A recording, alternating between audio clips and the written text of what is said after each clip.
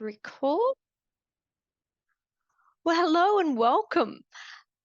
I hope you guys are in for I hope you guys are ready to have some fun.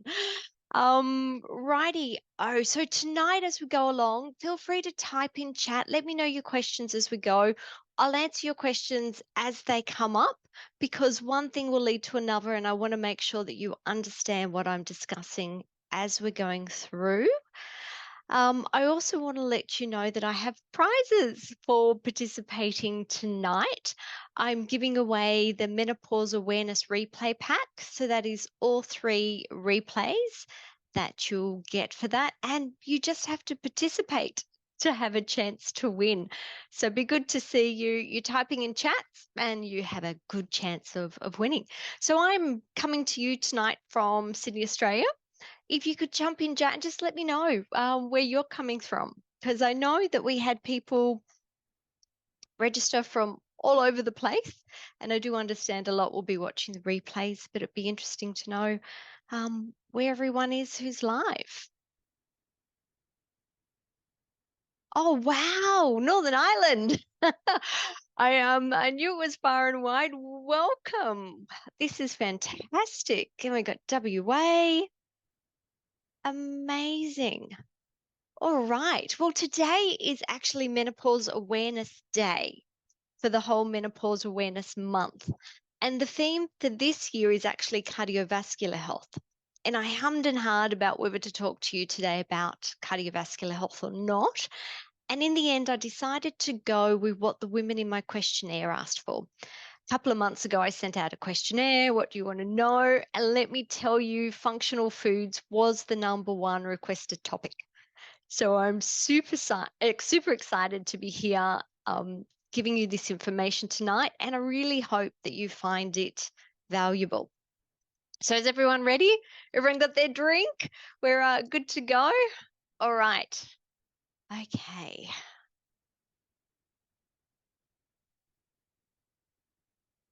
Oh, yes, it's working. Good. Okay, so I'm Jennifer Harrington. I'm going to be your host tonight. What most people know about me is that I'm a naturopath with over 20 years of clinical experience. I'm an author, podcaster, and practitioner. But what you probably don't know about me is that perimenopause kicked my butt. My main concern so far has been fatigue, and that was due to my heavy menstrual bleeds, thanks to my fibroid and polyp. So next week, we're going to be looking at other causes of fatigue. So you'll have to stay tuned for that one. And last week we delved into minerals for menopause, which is another passion topic of mine. So I highly recommend you grab a copy of the replay if you missed that one. But before we go too far, I want to get to know a little bit more about you because I have more content that will fit into an hour and I want to keep you engaged. So I'm just going to ask you 2 quick questions. I'm just going to pop the poll up now because I want to custom build tonight on you and what symptoms you're experiencing and where I can most help you. So the 2 questions, the first one is where are you in the transition? So are you in perimenopause, postmenopause, if you're unsure or if you're not in the transition at all? And for people who are not in the transition at all, like you could be a support person or you could be somebody that's here in preparation for perimenopause. If you've already been without a period for over 12 months and you're in menopause, you're officially postmenopause from here on in. And the second question is looking more at health concerns. What are your main health concerns? So Zoom will only let me put in 10 options, although I know there's over 100 uh, symptoms of the menopausal transition. These guys are the most common, and it is fatigue, sleep, weight, brain fog, hot flushes or night sweats, pain, mood changes, dryness, heart health, menstrual issues or uterine growth, so things like endometrial hyperplasia, fibroids, polyps, endometriosis, adenomyosis, all of those kind of things. So I'll give you, oh, you've all completed it. Let's end the poll and have a look at who's here tonight. So, 100% of you guys are in perimenopause. So that will make it easy for me. I'm just going to write it down in case I forget. And 40% said fatigue, 60% said sleep, 40% weight, 60% brain fog, 40% heat, so your hot flushes, night sweats, 20% said pain, 60% mood, that's another big one. Three big ones so far: sleep, brain fog, and mood. Okay, good for me to know. I've jotted that down, and as we go through, if something comes up, I will rather spend some extra time on it, or if not, if we're running low, I will skip it. So thank you for letting me know a little bit more about you. I just want to quickly share how common are my symptoms. So if you're on the webinar last week, you would have seen this before, but just in case you weren't, this is a study looking at 100,000 women. It's the Evernow study, and it was looking at how common your symptoms are. So the three main common ones we had was sleep. So sleep comes up there at number 2. We have 78.6% of women in the menopausal transition struggling here. Brain fog also came up for us, and here we've got 75% of women, and mood changes. So we've got anxiety at 61.8 and mood swings at 59.5. They also found, the guys that did this study also found menopause to be a 10 to 20-year journey with constantly changing symptoms. And I don't tell you this to scare you. I tell you this to encourage you to seek help sooner if you need it. So many women stick their head in the sand and try to wait it out. I don't want you missing out on years or maybe even decades if you could have enjoyed life if you reached out sooner. So please, please keep that in mind. What I also want to add is that you have options for treatment at this stage of life. I'm open-minded about hormones, but they have not been the right path for me personally. You have to make up your own decision about this. Natural therapies have transformed my transition. It's worked well with my patients, and there's research to back it up. I honestly believe that every woman should include nutrition, lifestyle, and environmental tune-up at this stage of life, regardless of what other treatment options you choose. I want you to keep in mind that the menopausal transition is a natural, normal part of life. It is not designed to be problematic. When I think about why women are struggling so much now, I think about how different and potentially processed our foods have become. Our environment is different. We've over 150 million registered chemicals. Our environment has never been so toxic. And for the women who purchased the Menopause Awareness Month consultation package, one of the free bonuses included my Healthy Homes for Healthy Hormones program. Then there are lifestyle changes, such as stress management techniques. Many women are more stressed than ever before. They might be looking after parents, looking after their own children, working, studying. I don't need to tell you. You guys know this. You know how stressful and busy life is. So stress management and lifestyle medicine certainly play a role here too. So let's have a look at what we are covering tonight. We're going to be touching on dietary basics and focusing on phytoestrogens. Flaxseed, pomegranate, and soy are the most researched phytoestrogenic foods. So we will start with them. Then we will move on to one of my favorite estrogen regulators, broccoli. And time permitting, we may look at a few more foods. We'll see how we'll go. And like I said before, I'll try to answer your questions as we go. And I'll give you another chance when we get to the end in case you've thought of something that you've missed. So tonight's content has been taken from my Menopause Makeover program. The next program starts in February next year. This year's program sold out from the waitlist, and I'm sure next year's will too. If you're interested, please join the waitlist so I can let you know when enrollments start. As it's not possible to get through a month's worth of content in an hour, we're going to focus on a handful of menopausal superfoods. But I'm going to briefly dip into nutrition basics, as food as medicine only works when you consider your entire diet. You can't live off processed foods and add broccoli and expect results. I often use a house as an analogy. I think of superfoods as an extension. They are not the foundation. And you need to build a strong foundation before you can start building extensions. So let me quickly skim over the basics. Anyone who has my book, this information is covered in more depth from pages 25 to 43. So let's have a look at this. So obviously I've added water in here as it's extremely important health promoting building block. Who actually drinks water every day? Come on, guys. Own up. Who does? I hear crickets. Yeah. Just remember, ladies, the difference between a grape and a raisin is water.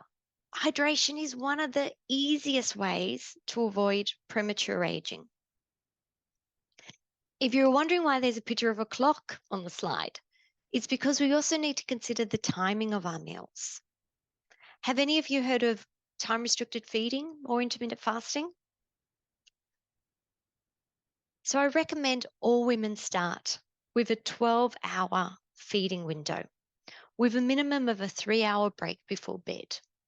So if you go to bed at 10, aim to finish dinner by 7, don't have breakfast before 7 a.m., and you've easily completed a 12-hour fast. Like, that's just too easy. So food contains 3 macronutrients: carbohydrates, proteins, and your fats. These are your fundamental building blocks of health. Carbohydrates are any food that can be converted into sugar. Think of grains, legumes, fruits, vegetables. But these foods are converted to different amounts of sugars. So compare a grain to a vegetable. Grains convert to being roughly 75% sugar. The rest is mostly fiber, whereas vegetables convert to about 8% sugar. That leaves a lot of room for the good stuff like the vitamins and the minerals and the phytonutrients, the water and the fiber. So when it comes to carbohydrates, your diet should be focused on vegetables, salads with some fruit. And this should make up about 2/3 of your plate. The next macronutrient is protein. Protein actually is your structure. Protein breaks down into amino acids, and you need amino acids to build every single cell in your body. Think muscles, bones, hair, skin, blood, enzymes, antibodies, hormones. I often see protein deficiency in my clinic, and it's a catch-22 at this stage of life. As we age, our digestive fire reduces, meaning that we struggle to digest protein at a time when we actually need more protein. If this is you, you need to work on building your digestive capacity so that you can add more protein to your diet. The final macronutrient is fats. Hopefully by now you know that fats are essential, that you need them for your health, and that low-fat diets are dangerous. But there still seems to be some confusion about what fats are good and which ones are bad. So I've added this slide for you, and I've taken this from drkate.com. And this is, Kate is the author of Deep Nutrition. She's considered to be a leader in the field of fats. So if we just take a brief moment, we'll have a look at our good fats, our natural unprocessed fats, our olive oil, avocado, peanut oil, butter, ghee, tallow lard, coconut butter, macadamia nut oil, coconut oil, almond oil, walnut oil, flax oil, sesame oil, walnuts, seeds, fatty fish, and grapeseed. What is on the far other side, on the red side, is all of those bad fats. So the main detrimental fats are your soy, sunflower, safflower, canola, corn, cottonseed, any sort of hydrogenated fat, trans fat, refined palm. Actually, refined palm, there is some exceptions to that rule, but it's probably better to stick to generalizations tonight. Otherwise, I'm going to go down the wrong path. Um, so I hope you found that interesting. That was taken from drkate.com if you want to go and have a look at some more of her information. Okay, I know I sped through the basics because I really want to focus on specific foods, but I thought this is a good time to touch base with everyone. Any questions so far, or are we good to continue?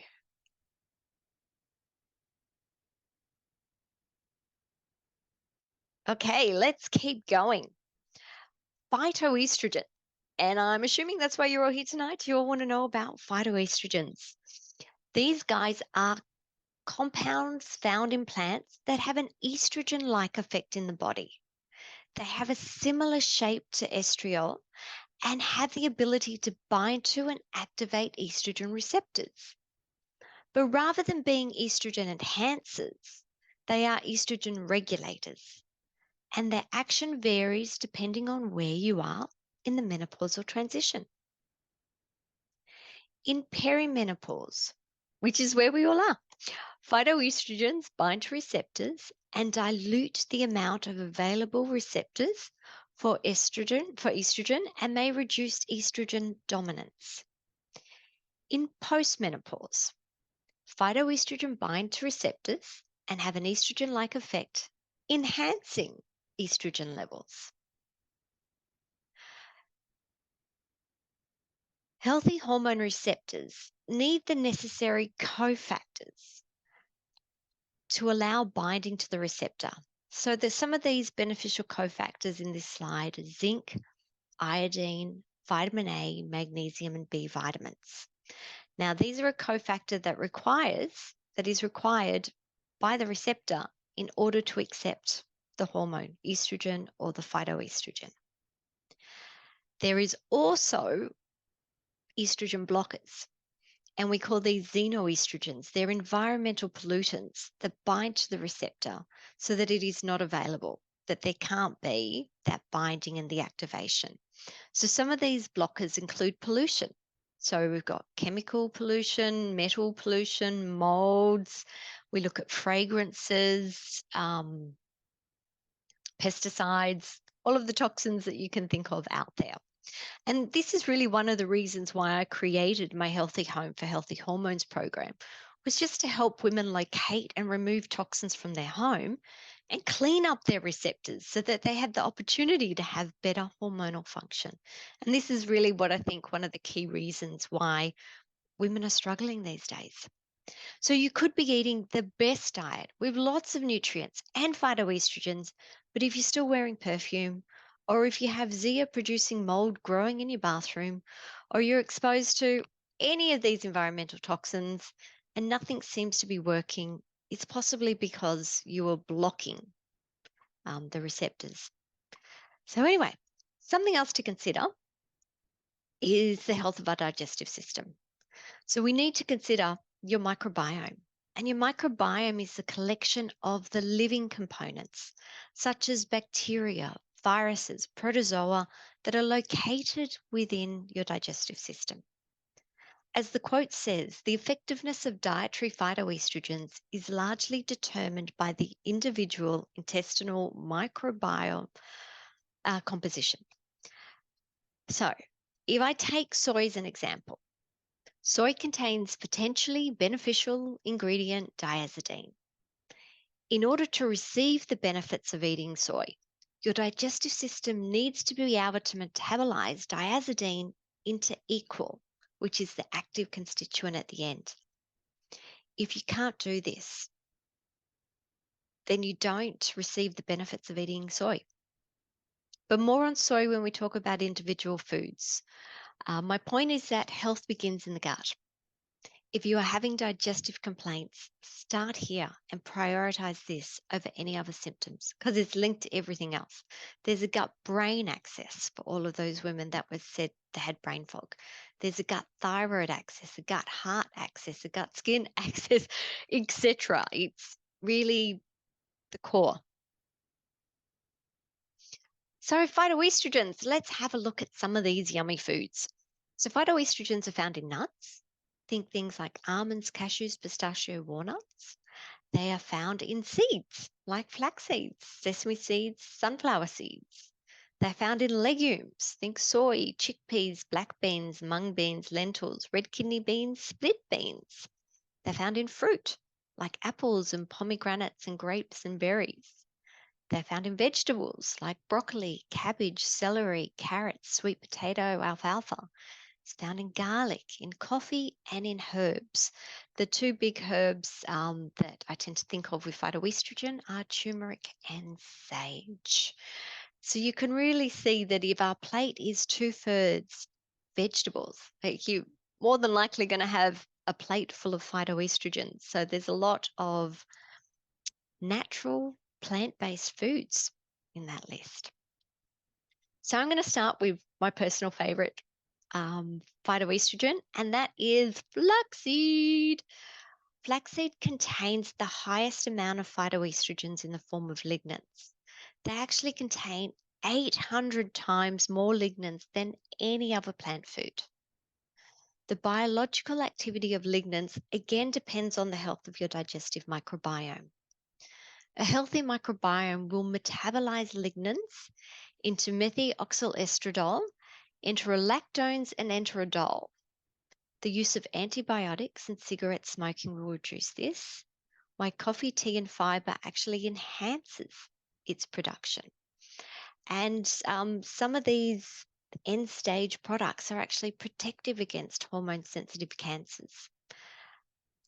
As well as being a phytoestrogen, they are also blood sugar regulators. They have the ability to improve insulin sensitivity and reduce your risk of type 2 diabetes.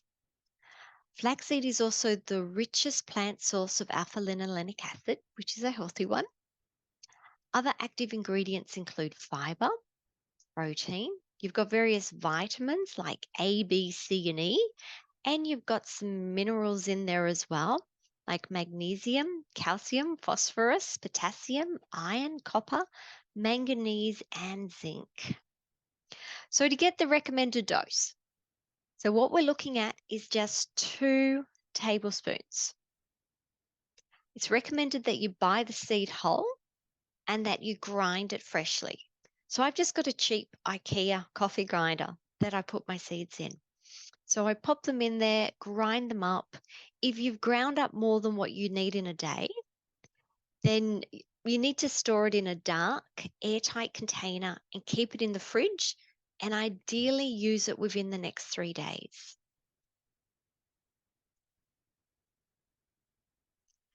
So flax seeds are really versatile in the kitchen.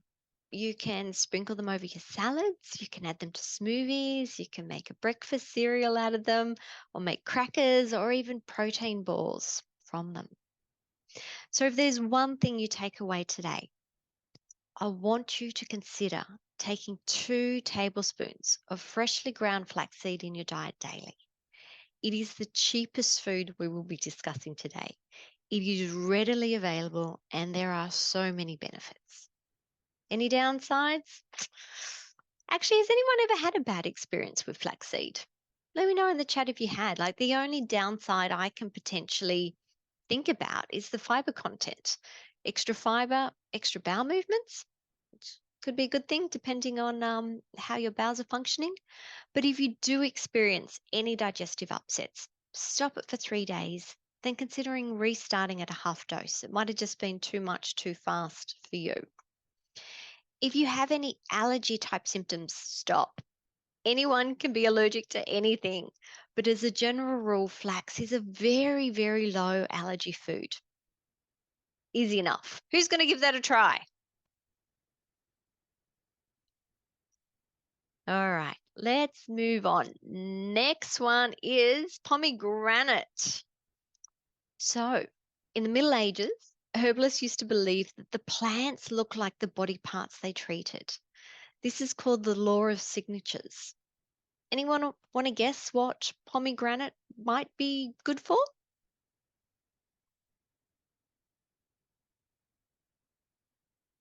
Any guesses? Having a look at it. It's got a whole lot of seeds inside it. Maybe think about an ovary with a whole lot of eggs inside it. So pomegranate was thought to help with ovarian function. Yeah, fertility. These days we know that pomegranates are a phytoestrogen source, and they are particularly beneficial during the menopausal transition.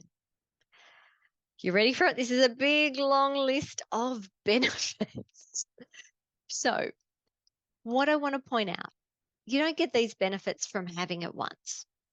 You get these benefits by consuming pomegranates regularly. And we're going to talk about how much you need to have soon. But look at the benefits that you could be getting. So it can be helping to reduce your hot flushes and night sweats. It can increase the vaginal epithelial thickness, slowing down vaginal wall thinning and dryness. Can slow down bone loss and be beneficial in the treatment of osteopenia or osteoporosis. It's memory boosting. Memory boosting. All of those brain fog women, did you hear me? Brain boosting, memory boosting. Pomegranate contains neuroprotective agents that can also increase synaptic plasticity, meaning healthier brains and better cognition.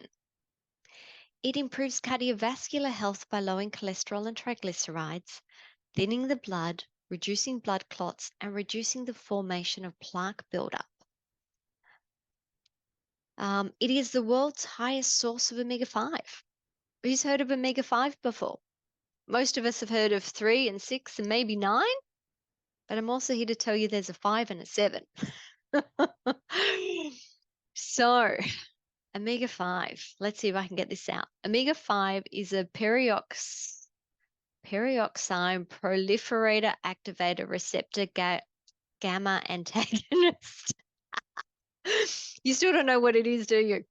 Let me put it in simple English. It's an insulin receptor signaler. It is more effective at reducing insulin resistance and balancing blood sugar levels than the pharmaceutical options. Just in case you are interested about omega-7, because that's not one that most people know about. Omega-7 is for lubrication. It's a very good one for dryness. So keep that in mind. That's found in sea buckthorn, just in case you're interested. But we're not going to be talking about that today, or just a bonus tip that I threw in. Anyway, omega-5 is also a selective estrogen receptor modulator. Think of it as like a botanical tamoxifen. There is very promising research looking at pomegranate as a cancer preventative agent, specially indicated for breast cancer. So it's also a digestive tonic, kills worms, parasites, and other microbes. It punches biofilms found in chronic and recurring infections. It improves the digestive microbiome, may reduce flatulence, improves skin health by increasing collagen, elastin, and telomerase. It stimulates keratinocytes, which regenerates the epithelial layer of the skin. It's great to slow down skin aging. You can actually get this as a topical pomegranate agent as well. Can decrease skin damage, pigmentation, heal scarring, acne. We've got here mitophagia and autophagia. I think I better explain what these words are. So autophagia is when there is recycling of damaged organelles. So your mitochondria is an organelle.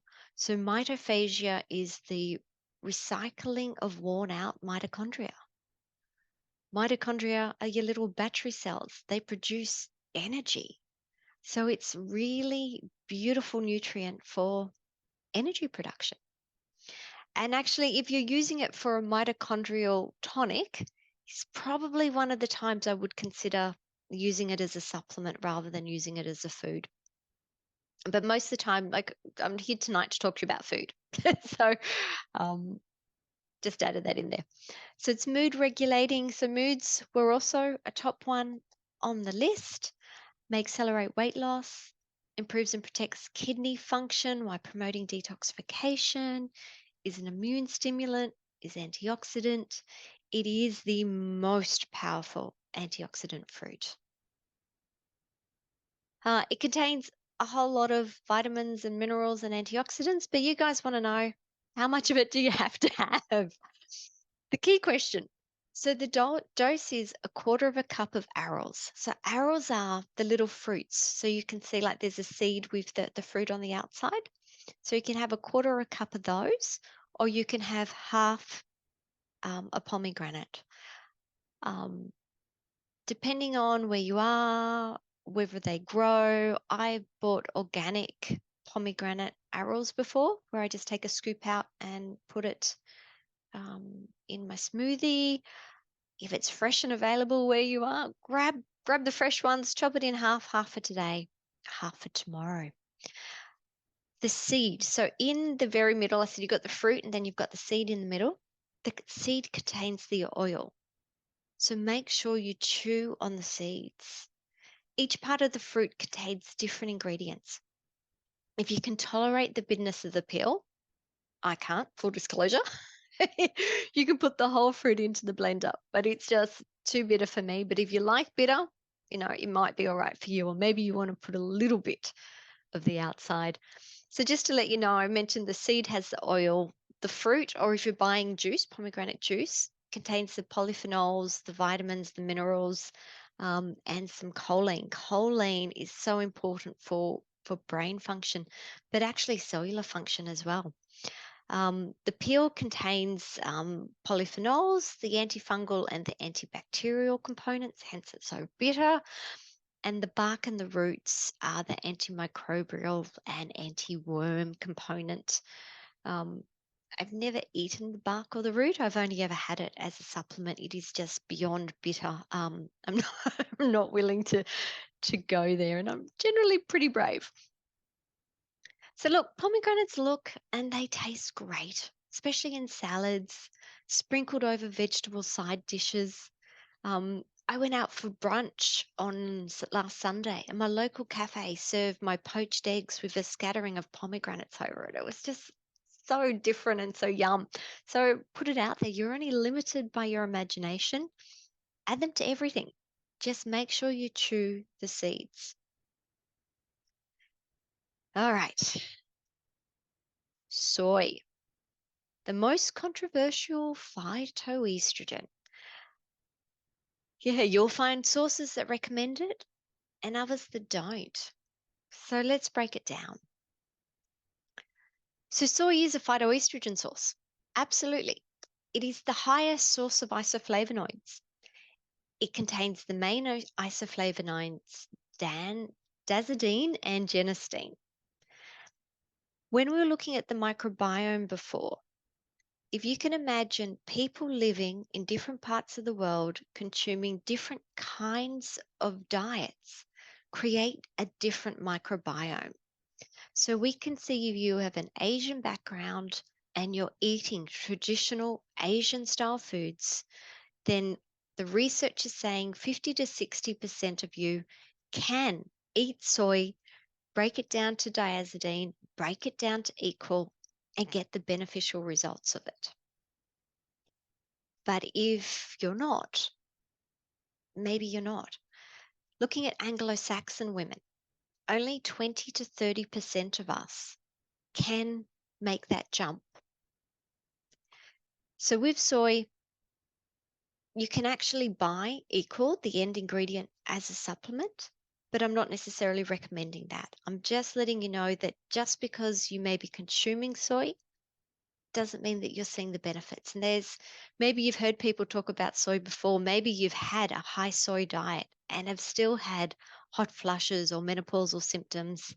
It might be that your microbiome doesn't support the creation of the final end stage active constituent. So in this case, go for a different phytoestrogen or consider supplementing with the end stage, the equal. And I'm sorry if you're of any other race. I couldn't find the statistics. So I apologize for that. So moving through to the cons, it is the most genetically engineered crop on the planet. Roughly 94% of it is genetically modified. Genetically modified foods are heavily sprayed with herbicides and pesticides such as glyphosate, which makes them unfavorable to consume. So is it goitrogen? Women transitioning into menopause are at greater risk of thyroid dysfunction. Thyroid-related illnesses such as hypothyroidism double at this stage of life. Goitrogens reduce the thyroid's ability to function and are best avoided, especially if you or someone in your family has a thyroid condition. Soy contains phytates. Phytates are also called anti-nutrients as they bind to mineral and make them unabsorbable. Key minerals that are impacted are iron, iodine, calcium, magnesium, and zinc. Soy also contains enzyme inhibitor, trypsin inhibitor. This impacts your ability to digest protein and carbohydrates and may cause digestive symptoms such as bloating and flatulence. Soy is a very common allergen. It is one of the big four foods that cause allergies and intolerances. So let's find a middle ground. So although I don't really recommend soy consumption, some women are looking for a compromise. So if you want to consume soy, please find an organic version. You may have to search high and low. It's out there. Look for it. Next, they're recommending eating it as it has traditionally been eaten in Japan. This is mostly small, regular portion sizes of fermented soy, such as natto, miso, and tempeh. So the act of fermenting the soy reduces the number of goitrogens, reduces phytates and enzyme inhibitors. So it is a much safer way to get the benefits without the cons of consuming soy. And what we really, really want to do is avoid consuming the highly processed soy alternatives that we find in Western supermarkets, such as soy protein isolates. This doesn't even contain the desired phytoestrogens as they were removed with processing. Fake meat products made out of hydrolyzed vegetable protein or textured vegetable proteins are also worth avoiding.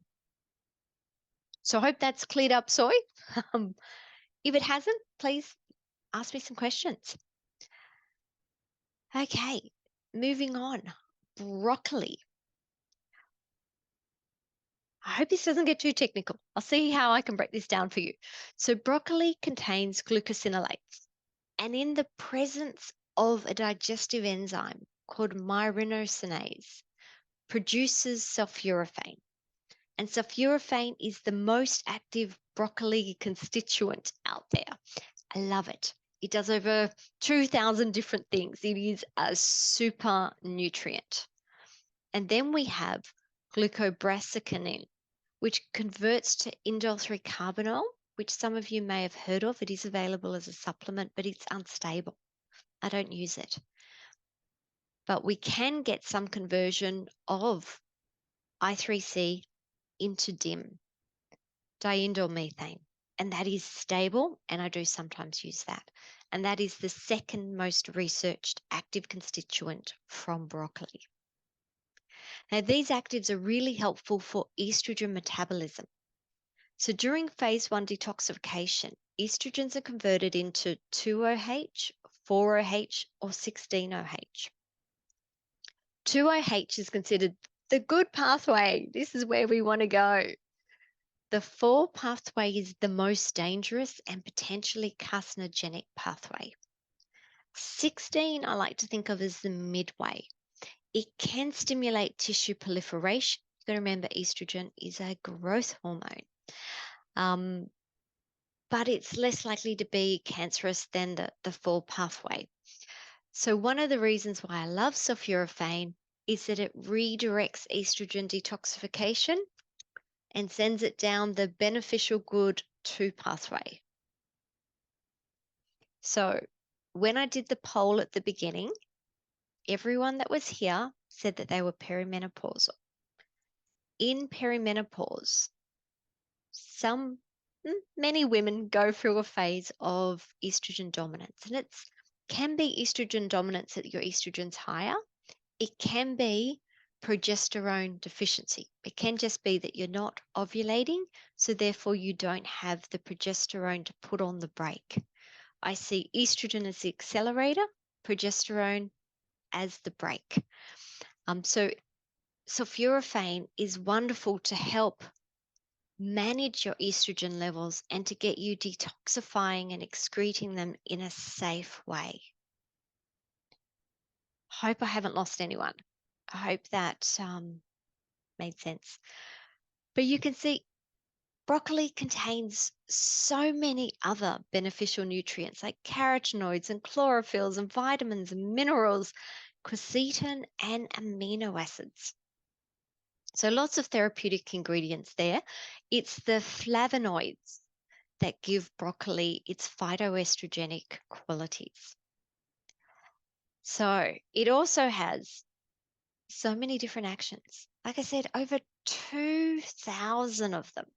Like in general, I really think of broccoli as hormone health, general health, antioxidant, anti-inflammatory.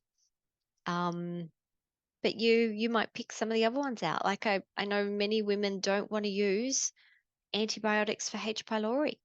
Why not broccoli? You just need to have a high enough dose and a concentrated extract. It does have the capacity to reduce Helicobacter pylori. Like it does so many beautiful things.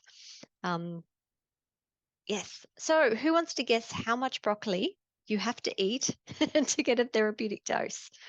Has anyone heard me say this before? How much broccoli? Remember, we got prizes on the line today. Any guesses?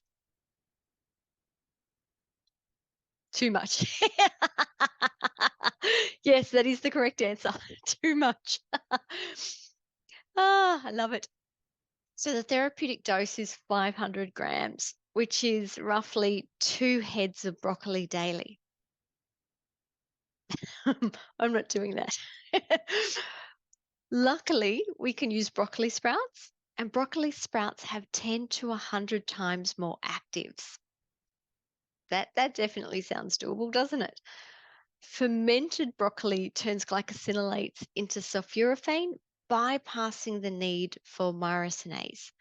So remember I said that there was an enzyme that we needed to convert broccoli into the sulforaphane. And if you ferment it, you actually bypass that process because it's already activated when you consume it, which is good to know.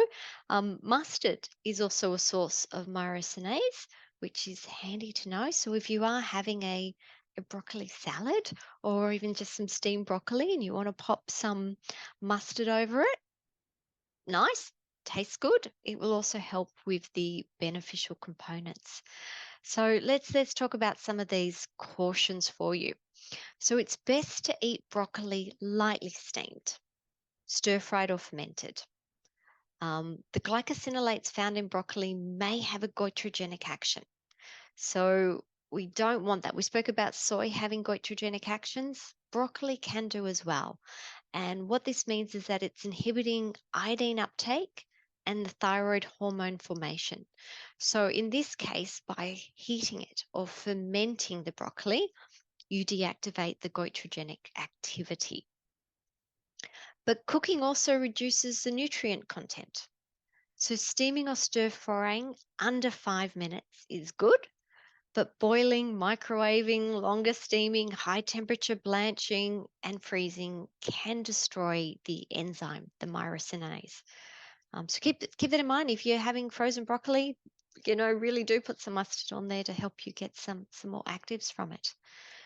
Bad news is that broccoli can lose up to 80% of its beneficial components just 10 days after harvesting. And if you've bought the head cut into florets, it's actually sped up the destruction of nutrients. So it could be another reason why you want to supplement or that you want to buy from a farmer's market. or buy from a source where you know, okay, it's local. It was cut from the farm up the road. It's sold here. It hasn't been sitting in storage. It hasn't been transported halfway across the world. And it's fresh. Something that I did want to point out is that some women have sulfur, react to sulfur containing foods. So if you know you struggle to digest foods like garlic, onion, eggs, broccoli, it could be a sulfur issue. So molybdenum is a mineral that is needed to digest sulfur, and your inability to do this could indicate a deficiency. So it's best to correct the deficiency first to allow for optimal sulfur digestion afterwards. So, guys, we've got 15 minutes left. I'm wondering if we have time for another food, or do you have lots of questions? I'm going to squeeze in another food. All right, let's go. So bear with me. I'm going to go to the end and then come back. So we will come through this. So sage. Sage. We've known about sage for such a long, long time. Like Nicholas Culpeper wrote about it in his complete herbal book in 1653. What he had to say was it helps the memory, quickening the senses, and helps lethargy and lowness of spirits. How beautiful is that? So, who had lowness of spirits? We were talking about some mood issues before. Memory, we were talking about brain fog before. So, sage. Aren't you glad you're here today to find this out? So, sage, it is one of the best, or it's one of the top herbs for the menopausal transition. It is specific for excess sweating, and it can reduce the frequency, duration, and intensity of hot flushes and night sweats. As the name suggests, sage is for wisdom. It can improve cognition and memory. It enhances mood by calming the mind and increasing alertness. It also does some other things like reducing inflammation and improving digestion and balancing blood sugar levels. So, this is a drink. So, Ruth Trickey is a leading Australian herbalist, and in her book, Women Hormones and the Menstrual Cycle, this is what she recommends. So, she chops 6 fresh sage leaves and soaks them overnight in lemon juice. In the morning, she strains and drinks the juice. 7 to 10 days of this mixture usually helps to control the flushing and sweating and will also improve digestion and concentration. Um, it should not be continued for longer than 2 weeks without a break. Too easy. You guys got that? Hi, Carolyn. Yes, now you have to harvest your sage. Alrighty. So let's go back up here because I want to summarize. This is right.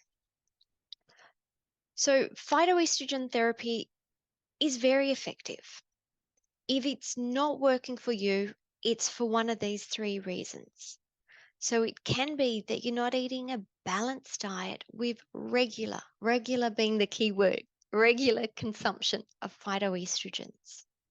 So as I mentioned, you can't do it once and expect the results. When we're looking at flaxseed, we're looking at 2 tablespoons of flaxseed every day. When we're looking at pomegranates, we were looking at half a pomegranate or a quarter of a cup of arrows daily. When we were looking at soy, if you choose to have soy, we're looking at small doses of fermented soy. So miso, tempeh, natto, but regular is the key part there. So maybe you've just had a little bit here and a little bit there and you weren't consistent enough, or maybe you weren't having a balanced diet with all of the nutritional cofactors that we mentioned at the beginning that are needed for the phytoestrogen to lock onto the estrogen receptor to give you a result. It could be that your digestive function is inadequate.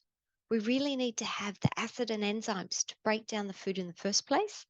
And then we need a healthy microbiome to help us create the active end constituents that are going to give us the benefits that we're after. It could be that your hormone receptors aren't working properly. Maybe you're missing a key cofactor, so they can't bind, or maybe it's being blocked by xenoestrogens, and you need to consider your environment. Need to consider if you're still wearing perfume or having essence, fragrances in the house, if you've got mold growing in the house, or if you're living in a water damaged home, if you're still using glycosates in your garden. Like, these are all hormone receptor blockers. Hopefully you guys have all got that. So today is Menopause Awareness Month. So today is Menopause Awareness Day, but all of October is Menopause Awareness Month. So what I've offered is two different offers. The first one being the replays. Now, I promised at the beginning, that I was going to give away the replay today. And Breeder, I think you've put your hand up the most. I think you've chatted in the chat the most. So Breeder, I will reach out to you. If you haven't heard from me, I can't find your email address. Email me or the team at hello@Menopause Natural Solutions. Congratulations, you have won a copy of all 3 webinar replays from this month. If you haven't won and you've missed out and you want to buy it, it is available for purchase until the end of October. The second offer is if you book an initial consultation during October. Now, this is the same price as if you book last month or next month, but if you book this month, what it means is that you're getting 3 added bonuses. You're getting a copy of my book, you're getting a copy of the webinar replays, and you're getting access to my Healthy Homes for Healthy Hormones program. So, any questions? Anything that you want me to go over again? What would you like to know more about? So Candy has asked about pomegranates, and yes, you're right, it is a seasonal fruit. So what you can do, depending on where you live, I think you said you're in WA, you can get frozen pomegranates. So you can do that, or you might consider that you want to eat seasonally, and maybe you have pomegranates when it's in season, and maybe you have flax seeds or broccoli the rest of the time. So we've got a couple of questions. So Audrey, where do you buy broccoli sprouts? You can grow them yourself. Have a look on Amazon. You can get starting kits. It's actually quite easy. It can be a bit of fun to grow your own, and then you're actually continuing. You can grow them, you can cut off what you need, it keeps growing. It's something that you do once and it will continue to give. So Breeder, you have a question? Do you mind me just speaking the question, or you prefer me to write it? No, I don't mind at all. Thanks, that was brilliant. What I was wondering was, do you have some of the research on the foods, some of the studies? Because I know I'm often met with not enough randomized control trials around herbals and foods, and I know you called it functional foods, so I'm guessing you might have been making a nod towards functional medicine, but I'm not sure. So That's yes, there is lots of research. Are you a practitioner? Yeah. Yeah. So if you go to PubMed and you can just put in phytoestrogen metabolism. Okay. Actually, when I send you your email with the replays, I'll see if there's if I've got some of the ones written down somewhere, and I'll add them. So yeah, it is all research, and that's how I found out about the microbiome. So it was only probably 4 years ago, that I found that research. I never realized that we needed the microbiome to create the end stage actives. So there is lots of research. Just jump on PubMed, but the most research is on flaxseed and soy, and then maybe pomegranates. There's also some really interesting research looking at location. So like I said, with the soy, that most Asian, so 60% of Asian women eating a traditional Asian diet can metabolize it. Looking at pomegranates, I think it was 60% of, it was a Spanish study. So Spanish and Anglo-Saxon backgrounds, again, about 60% can do that conversion. And flaxseed, I think, was about 80% across the board. So that's why I love to recommend flaxseed as food, because it's 2 tablespoons. It's cheap, it's easy. You've just got to remember that you need to grind it up yourself. Don't eat the flax seeds whole. Freshly grind them, store them correctly. By that I mean airtight, light, in the fridge, and use them within a few days. It's too easy. Yeah. Thank you. I didn't know that piece about the precise piece about the microbiome either. That's new to me today. So I really appreciate that. Thank you. It's been great. Oh, it's my pleasure. That's what I'm here for. It's Menopause Awareness Month, and I'm just sharing my knowledge. I'm just going to go back to the chat for a minute and see if I have answered everyone's questions.